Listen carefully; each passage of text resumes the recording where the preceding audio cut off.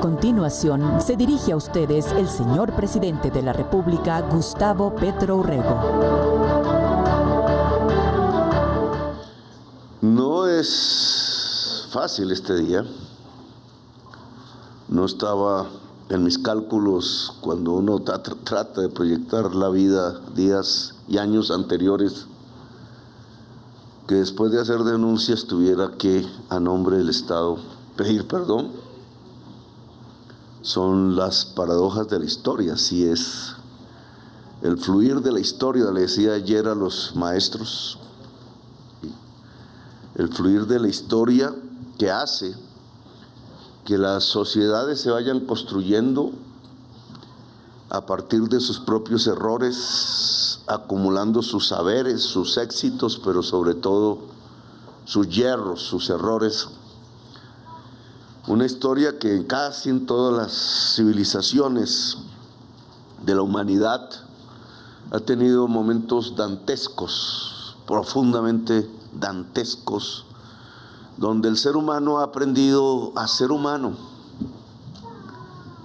el aprendizaje de lo humano,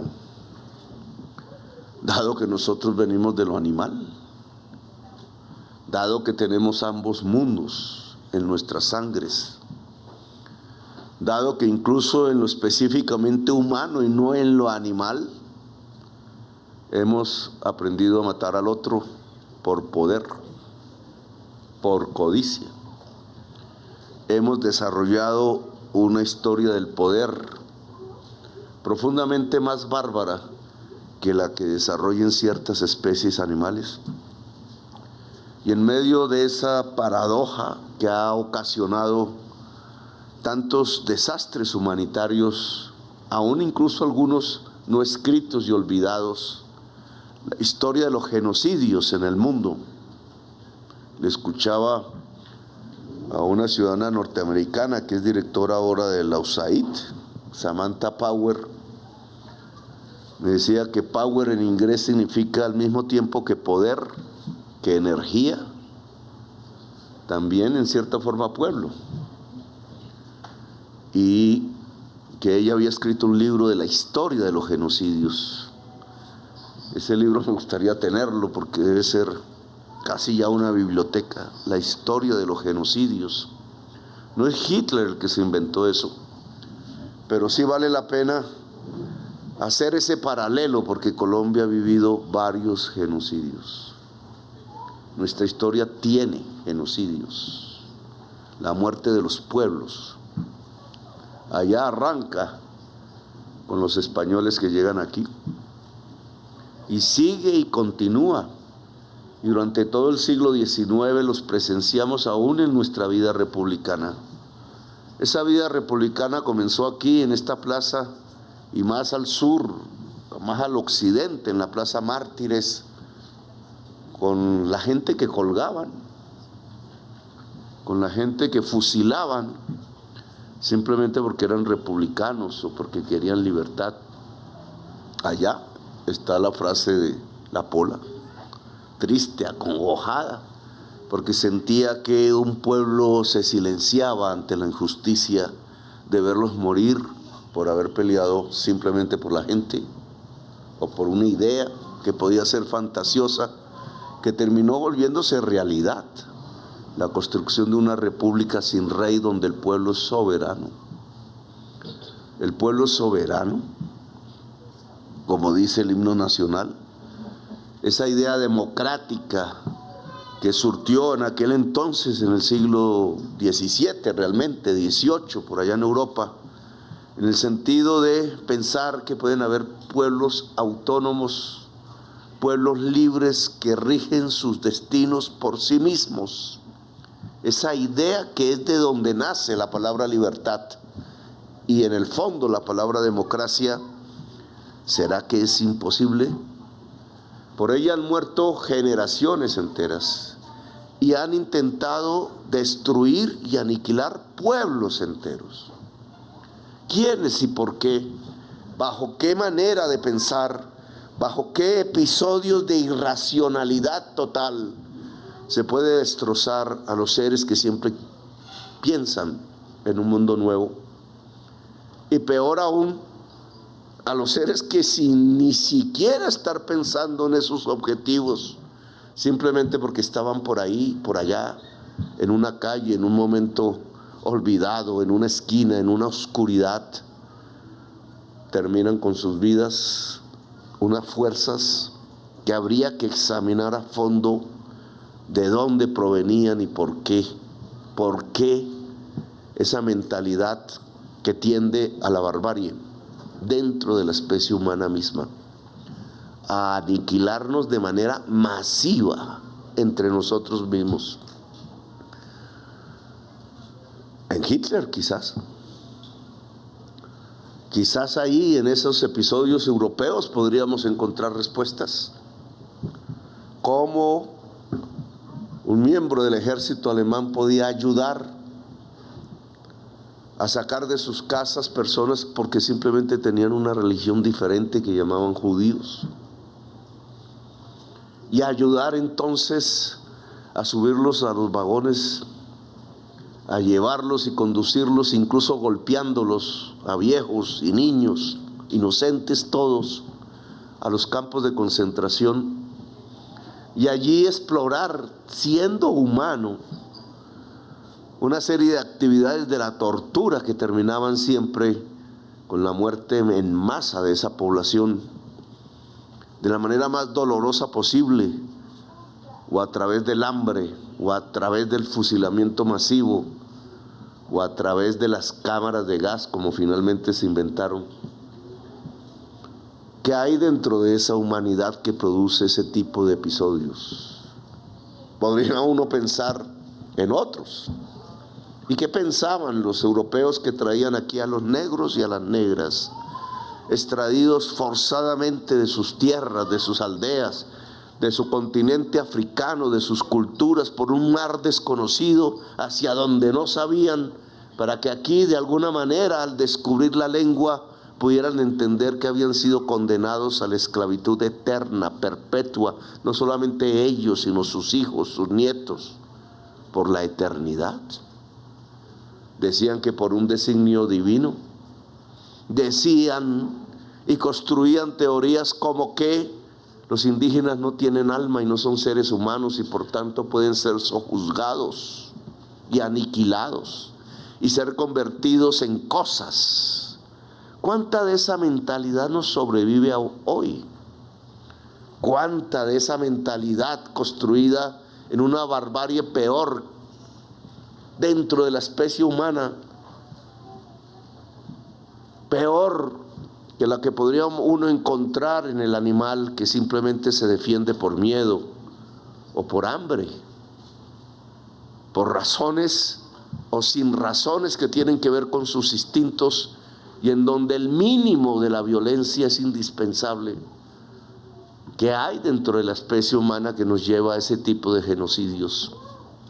Y yo no encuentro más que el poder y la codicia. El poder y la codicia. El animal no es codicioso, no mata por matar. El ser humano sí. Más el hombre que la mujer, para ser justos. En las mujeres no se desarrolla ese instinto de poder que sí vemos en los hombres. El hombre que se vuelve guerrero precisamente, que volviéndose guerrero entra bajo la tesis de defender la cueva, como antaño, en los hombres prehistóricos, los hijos, las crías, la mujer, el espacio del hogar que llamamos ahora, espacio del hogar que siempre va más allá de una familia, porque se confunde con tribu, se confunde con clan, porque somos seres sociales, no simplemente individuos, como cree el neoliberalismo brutal de hoy, que quiere cortar los lazos que juntan a un ser humano con otro ser humano para verlos simplemente como competidores en busca de la codicia. ¿No? Y aprendimos entonces ya no solo a defender clanes y tribus, sino a defender naciones y patrias. Y a nombre de la patria comenzamos el exterminio de las otras patrias. Esas fueron las guerras. Esas guerras ya no tienen el nombre de la defensa de una patria. Ya no tienen el nombre de la defensa de una tierra o de unos hijos o de una bandera o de una dignidad o de unas ideas que siempre vale la pena defender. Se fue confundiendo la defensa de la patria con la defensa de la codicia. Y no fue en los guerreros, no fue en los seres uniformados que arriesgaban sus vidas día a día. Fue en la mente civil, fue en los grandes poderes económicos, fue en el intento de acaparar la riqueza, de no permitirle al otro y a la otra la oportunidad. La riqueza tenía que ser para mí, para sí mismo, para el grupo, para la oligarquía, como lo llamó Caitán. En una tierra tan linda y tan bella como esta no podía ver el pueblo. Qué cosa tan fea. Los indios, no. Los negros, ¿cómo se le ocurre? La palabra democracia tenía que devalorizarse por completo. La palabra república perder su sentido. Se nos volvió que república y democracia era simplemente una bandera o una estatua y no el pueblo. Porque el pueblo sonaba feo, a sucio. El pueblo sonaba, como los españoles le llamaban al indígena, una cosa para usar. Y no tuvimos los valores democráticos para crecer. Cuando en Líderes aparecía la tesis de construir una democracia en Colombia, era asesinado, sus ideas borradas y silenciadas, ocultadas siempre. El ocultamiento ha sido un proceso en Colombia que ha evitado la aparición de la democracia y de la libertad. Al lado del que fusila, el que oculta, siempre junto. No existiría el que fusila injustamente sin el que oculta. Ocultar es el camino para matar en Colombia. Por eso los pueblos no han podido entender su propia historia. Por eso se olvidó la palabra historia en los colegios. Por eso hemos perdido el sentido de la memoria. Por eso a veces repetimos y repetimos las mismas barbaries sin cansancio. Por eso hemos vivido una guerra perpetua y eterna que no se acaba. Por eso ya se nos olvidó que la paz es lo normal dentro del ser humano y que la violencia debería ser considerada lo anormal. Aquí pasó algo similar ante estas madres que son nuestras madres. Ustedes son las madres de la patria realmente. Las madres que quisieron silenciar.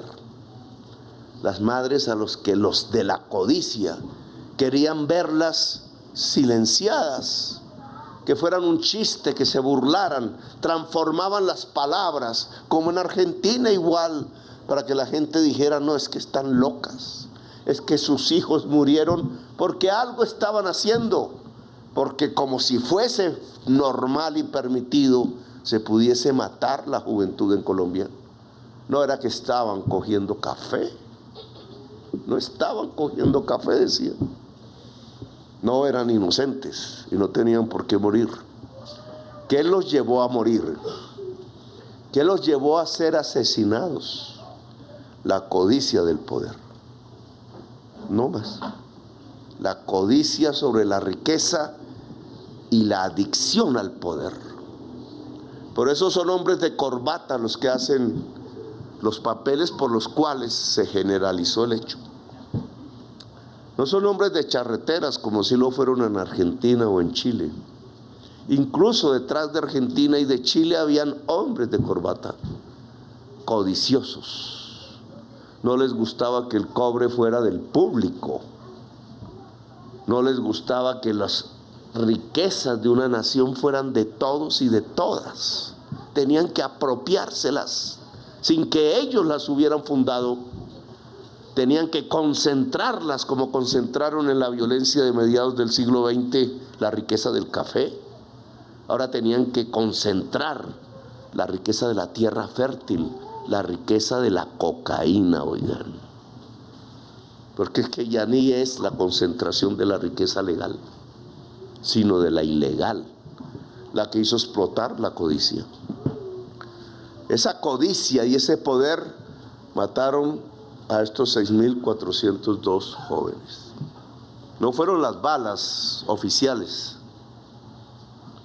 que aquí el general, y me imagino que es difícil, se ha parado para pedir perdón.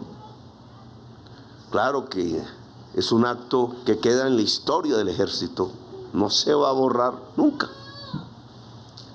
Y es muy malo, eso es quizás lo peor, porque dicen por ahí es que ¿cuál es la dignidad de los héroes? La dignidad de los héroes del ejército es defender a su pueblo, defender sus derechos, defender su gente, porque defendiendo la vida de su pueblo se defiende la patria.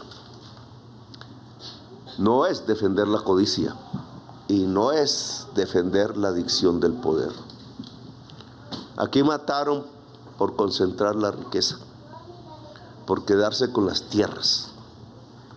Aquí mataron por quedarse con el petróleo. Aquí mataron por quedarse con las ganancias de la cocaína, por codicia. Y están dispuestos a matar más. Y podrían haber sido 6.000 o un cero más, no les preocupa. O un cero más, no les preocupa. O un cero más, no les preocupa. Como lo demostró Hitler en Europa. Por eso es el momento de encontrar un espacio de reflexión. Que pasa en primer lugar porque se sepa la verdad. Porque no haya el que oculta. Si el que oculta no aparece, la verdad aparece. El que oculta no tiene uniforme. El que oculta no se pone allá en el Congreso de la República o se sienta en la presidencia. El que oculta tiene otro tipo de poder en la sociedad colombiana. Cambiar las frases, no decir, no contar, no transmitir, silenciar, no ponerle el micrófono a la madre para que hable, sino al asesino que ordenó. Y transformarnos al asesino en héroe. Y transformar la barbarie en normalidad para que vuelva a ocurrir. El que oculta es tan cómplice como el que dispara. Lo primero que tenemos que lograr es derrotar el ocultamiento, la oscuridad. Lo primero que tenemos que lograr es que salga a relucir la verdad. Y la verdad está apareciendo. Difícil, terrible, a veces increíble. A veces brutal. ¿Quién mató al señor Pisano? ¿Cómo quieren ocultar esa verdad? ¿Cómo la quieren ocultar? ¿Por qué querían matar a Petro? ¿En qué sitio se reunían? ¿Y quiénes? ¿Algún militar? No. Nosotros sabemos quiénes. Y se ocultan aún.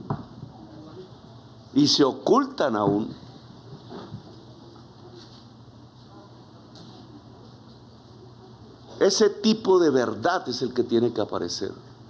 ¿Por qué hicieron esos hornos crematorios en la frontera con Venezuela? ¿Cuántas personas fueron asesinadas en realidad? ¿Por qué construyeron el paramilitarismo?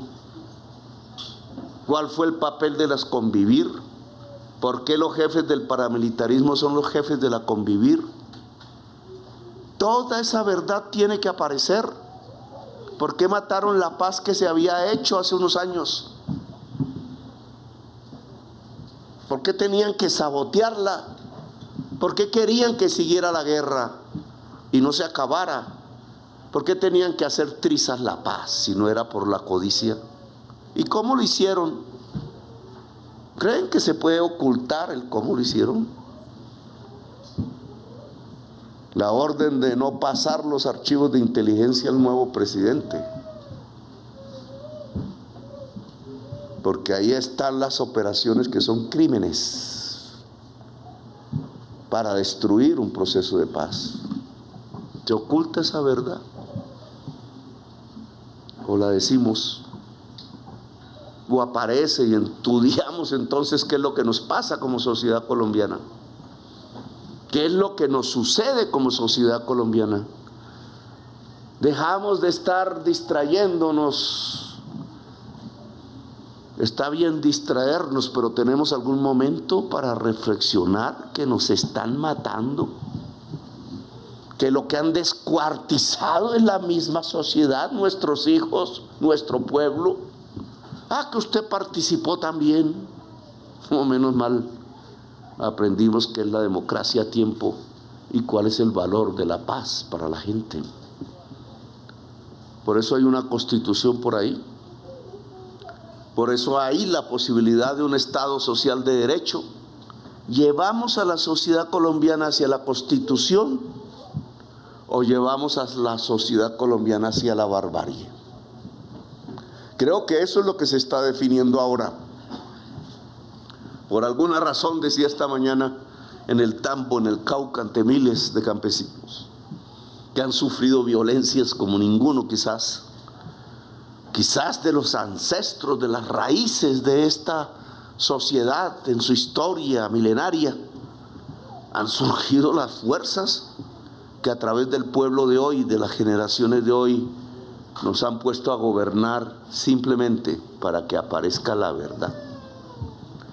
Esa aparición de la verdad, esa lucha para derrotar al que oculta, yo creo que es fundamental. Y no es para vengarnos. Yo no siento en mi corazón la necesidad de ninguna venganza, ni histórica, ni racional, ni personal. No es.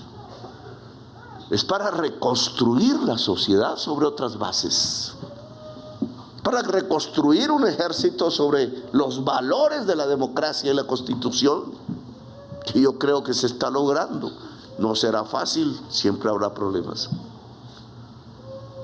Que los fusiles no se apuntan contra el pueblo, como decía Simón Bolívar, nunca, jamás. Para reconstruir los valores de la política y del Estado. Un Estado que oculta la verdad, que se ha convertido en régimen de corrupción. ¿Qué quieren ocultar? ¿Quiénes se quedaron con los sobornos de Odebrecht? Eso es lo que quieren ocultar. ¿Qué quieren ocultar? ¿Cómo se daban las órdenes para el genocidio del pueblo colombiano? Sepamos la verdad toda, porque a partir de la verdad podemos construir la reconciliación. Yo he tomado el caso no de Alemania, que se podría, y cómo ese pueblo sobrevivió, y cómo hay un ejército alemán hoy digno, después de tamaña barbarie en el 45, y cómo hay un ejército español hoy digno, después que fue instrumento del fascismo, acabando con la república que había sido elegida popularmente. ¿Y cómo es que se han recompuesto las sociedades? Esa recomposición de las sociedades que se basa sobre el nunca más. Y por eso tanta cuidado y aprehensión de los pueblos alemanes y españoles para no repetir su historia. También tiene que ser la nuestra. Es que a quien mataban en Colombia eran los colombianos. Y los colombianos somos nosotros, una sociedad, un colectivo. Tenemos que reconstruirnos sobre la base de la verdad. Por eso le agradezco a la Justicia Especial para la Paz que han querido acabar de tal manera su trabajo. A esos magistrados y magistradas hay que decirles que trabajen más, porque se necesita más y más verdad, sin miedo. Que los soldados de hoy, los policías de hoy, el gobierno de hoy están dispuestos a cuidarlos y a cuidarlas. Sin miedo, cuidaremos sus familias. Hagan el trabajo a fondo. Descubran la verdad.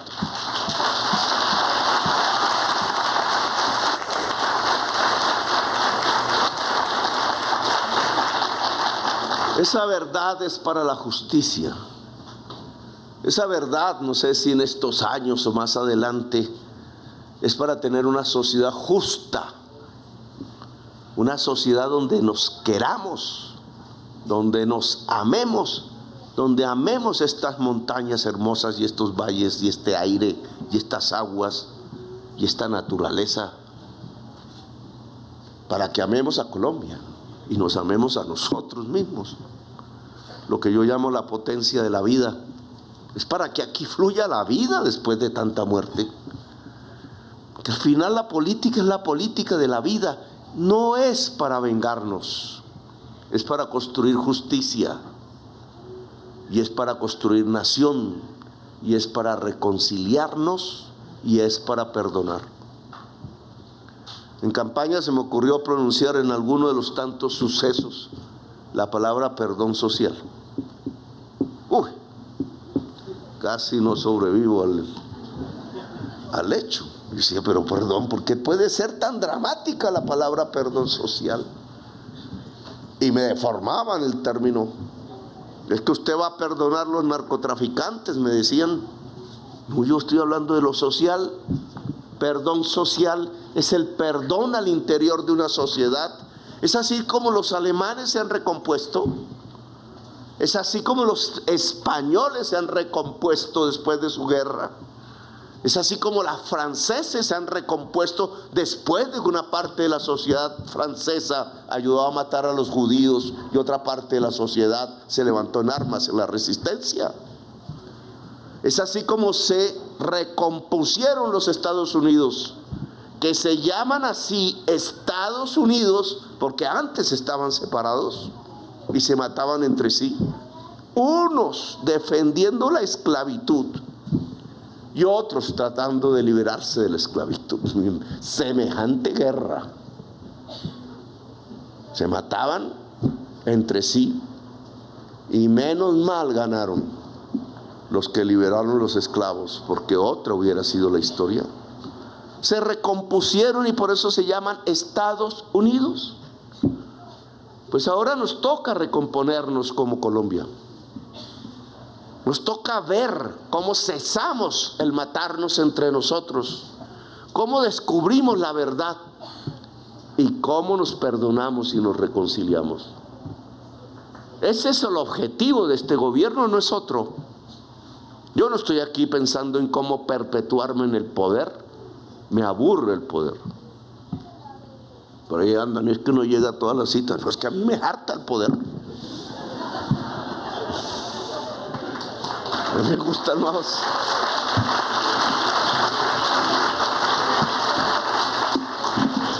Yo no quiero ser un viejo adicto al poder, y aquí hay muchos. No quiero escribir otras cosas. Pero indudablemente esa búsqueda de la reconciliación tiene que y tienes obstáculos que salvar. Aún no es posible todo, aún se resisten, y hay que decirlo con claridad. La verdad necesita no solamente la Justicia Especial para la Paz, que bien que ha hecho su trabajo. La verdad necesita la Fiscalía, y aquí tenemos un problema. Y entonces hay que hablar las cosas como son. Aquí lo que se está investigando no es mi hijo, yo dije investíguenlo. Aquí lo que se está tratando de impedir es que exista una fiscal independiente que sea capaz de hacer las investigaciones. Eso es lo que se está buscando, impidiendo. Desespero sí hay detrás de eso. Construcciones, yo sé quién está detrás de esa construcción y no es el actual fiscal, no es capaz de eso. Hay otras personas.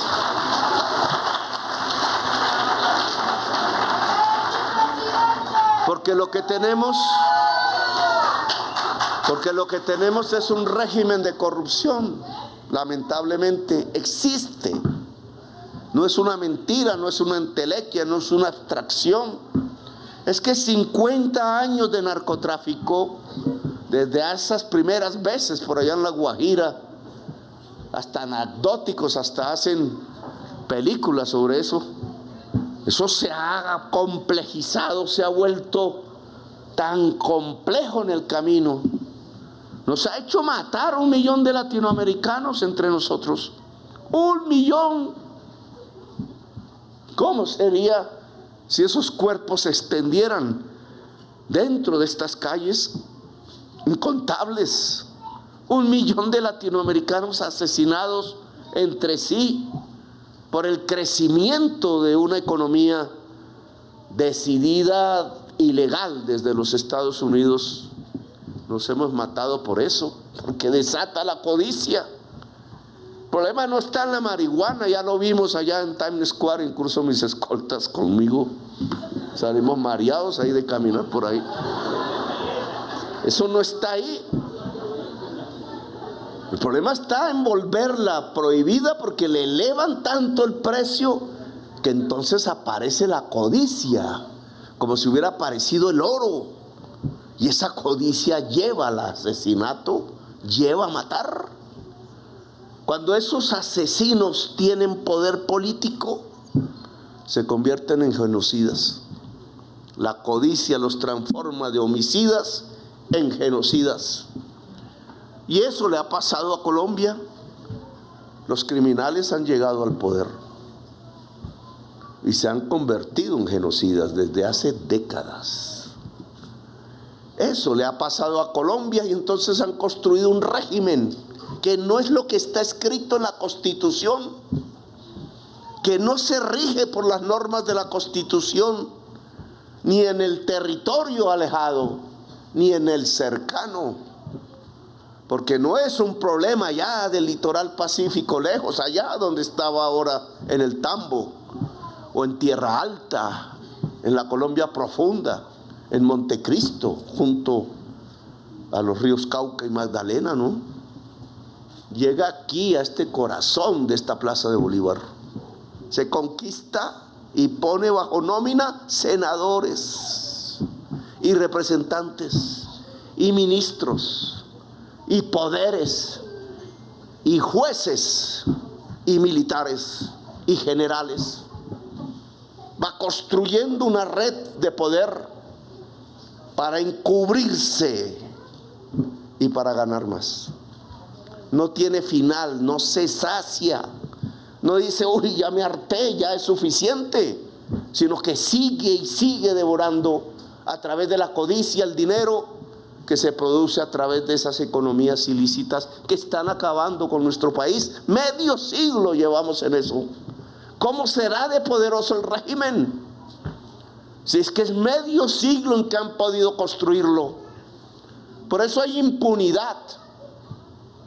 Por eso 17,000 procesos judiciales que fueron compulsados por la Justicia Especial para la Paz y la Justicia y Paz hacia la Fiscalía, solo tienen 3 funcionarios que investigan. Esa es la manera, la colombiana, de generar la impunidad. Fue un acuerdo con la FARC, creo, no me acuerdo cómo se llama, y la manera de matar el acuerdo, de hacer trizas la paz, es poner 17,000 procesos y solo 3 funcionarios. Los 17,000 procesos son todos los terceros de civil que ordenaron los asesinatos y se enriquecieron con el paramilitarismo en Colombia. No han sido investigados. Y obvio, no quieren ser investigados. Ese es el régimen de corrupción. Cuando llegué al Salado, a un acto como este es igual. Y entonces allí, con los sobrevivientes de la masacre del Salado, mostramos el caso de Argos. ¿Qué fue lo que apareció? No que las sentencias judiciales habían condenado a Argos a devolver la tierra, sino que el presidente estaba diciendo mentiras. Eso fue los que ocultan, dijeron. para ocultar la gravedad de la masacre y de lo que pasó después. ¿Quiénes se beneficiaron? Paramilitares, la mayoría deben estar muertos. Campesinado, solo vio la sangre correr por el caserío. Los militares, tampoco. Algunos están presos. Los que se beneficiaron fueron ellos, que se quedaron con la tierra. Así como ese caso, y le agradezco a Argos que quiera hablar conmigo, porque creo que podemos llegar a una solución hoy, pacífica. Así como ese caso hay 17,000 que tienen que ver con millones de hectáreas, que tienen que ver con muchísimas empresas ricas, con empresas de minería de oro, que tienen que ver con la codicia. Mataron por eso. Y los procesos, extrañamente, no avanzan en la fiscalía. ¿Por qué? Porque han comprado secciones enteras de la fiscalía para ocultar esa verdad. Y por eso no quieren una fiscalía independiente. Tanto miedo les da una fiscalía independiente que están dispuestos hasta derribar el presidente. Esa es la historia real de lo que está pasando. Claro que se van a enfrentar a un pueblo. Claro que se van a enfrentar a un pueblo.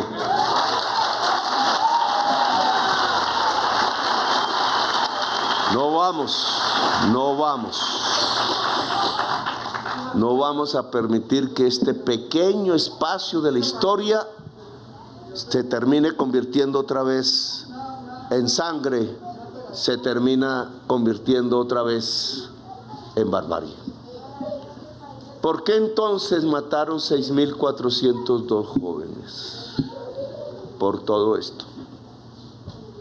Por todo lo que he señalado, que es corto, si quisiéramos hablar de la totalidad de la barbarie integral en Colombia. ¿Por qué mataron esos jovencitos? Porque querían volver a gobernar.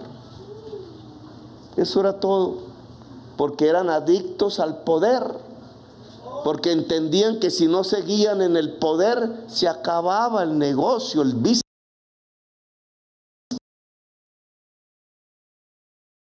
como dicen los gringos. Y entonces necesitaban del voto del pueblo. Un pueblo que se dejaba manejar. Entre más muertos, más votos. Y aquí entonces llegamos a un elemento que incluso nos cuestiona como sociedad.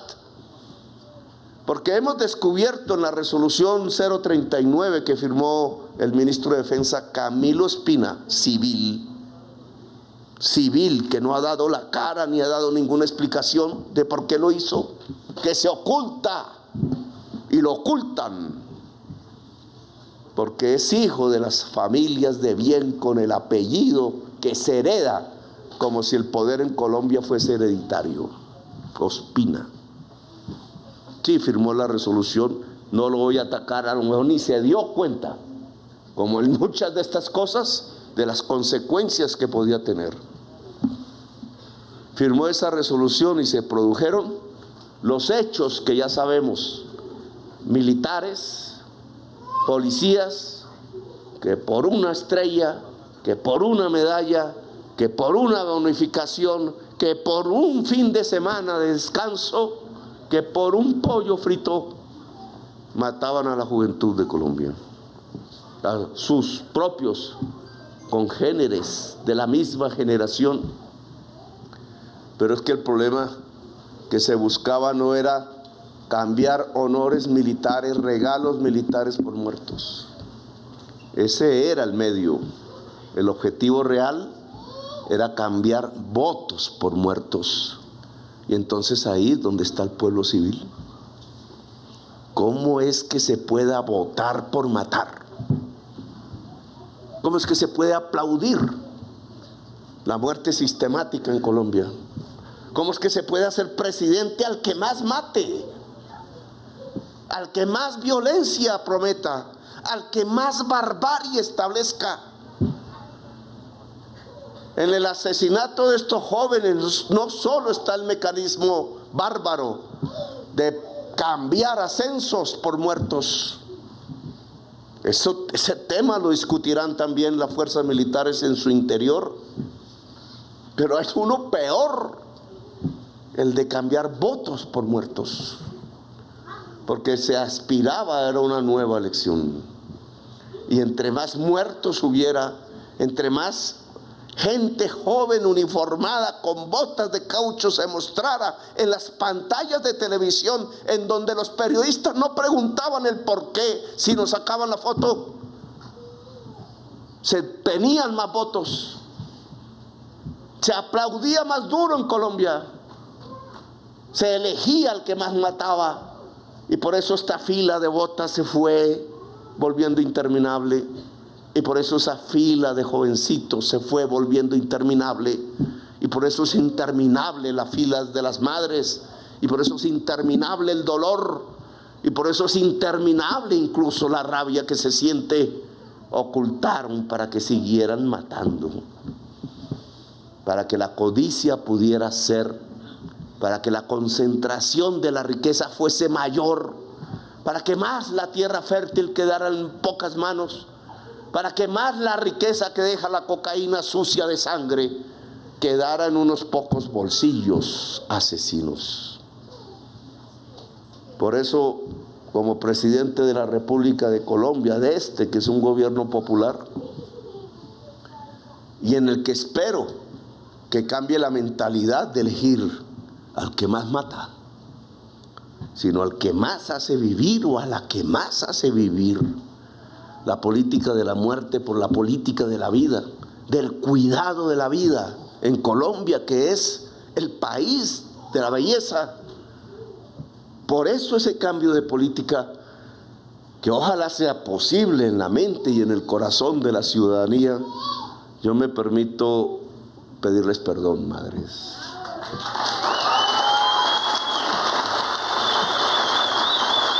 Ustedes son las madres de toda Colombia. Ustedes son la madre patria. La sangre de sus hijos, ojalá, riega el surco de la Colombia hermosa que seremos mañana, del ejército poderoso que seremos mañana, no para matar, sino para vivir, de la vida hermosa que seremos mañana, la Colombia potencia mundial de la vida. Gracias por haberme escuchado, muy amables.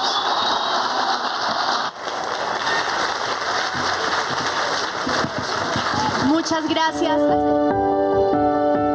La anterior fue la locución del señor presidente de la República, Gustavo Petro Urrego.